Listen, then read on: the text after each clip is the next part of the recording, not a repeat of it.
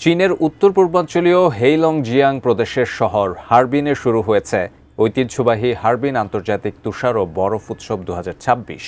তীব্র শীত উপেক্ষা করে প্রতি বছরের মতো এবারও বরফের এই অনন্য আয়োজন দেখতে হারবিনে ছুটে এসেছেন লাখো পর্যটক। আরও জানাচ্ছেন রায়হান মুন্সি। এ যেন রূপকথার এক বরফ রাজ্য। হাজারো শিল্পী ও কারিগরের নিপুণ হাতের ছোঁয়ায় এ রাজ্যে গড়ে উঠেছে চোখ ধাঁধানো দুর্গ, প্রাসাদ, সেতু ও ঐতিহাসিক স্থাপনার আদলে নির্মিত দৃষ্টিনন্দন সব বরফের স্থাপনা। উৎসবের প্রধান আকর্ষণ Harbin ice and snow world. কয়েক কিলোমিটার জুড়ে বিস্তৃত বরফের এই শহরে দর্শনার্থীদের জন্য রয়েছে বরফের ভাস্কর্য প্রতিযোগিতা, রোমাঞ্চকর স্নো স্লাইড, আইস স্কেটিং, শীতকালীন ক্রীড়া ও বর্ণিল সাংস্কৃতিক পরিবেশনা। শিশু থেকে বৃদ্ধ সব বয়সী মানুষের জন্যই রয়েছে আলাদা আলাদা আয়োজন।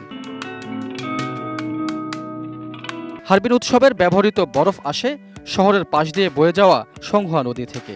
শীতের শুরুতেই নদীতে 1 থেকে 2 মিটার পর্যন্ত পুরো বরফ জমে যায়, আর এখান থেকেই বড় বড় ব্লক আকারে কেটে আনা হয় জমাট বাঁধা বরফ। প্রাণ সসের মাখামাখি টেস্ট বার্গারকে করে তোলে আরো ইয়ামি, আরো জোস। প্রাণ সসের বস।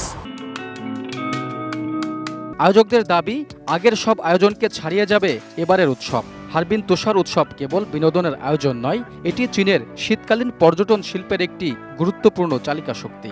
সন্ধ্যা নামতেই রঙিন আলোর ঝলকানিতে বরফের এই নগরী রূপ নেয় এক জাদুর শহরে। বরফ আর আলোর এই উৎসব প্রমাণ করে প্রকৃতির কঠিন রূপও শিল্পের ছোঁয়ায় হয়ে উঠতে পারে অনন্য বিস্ময়।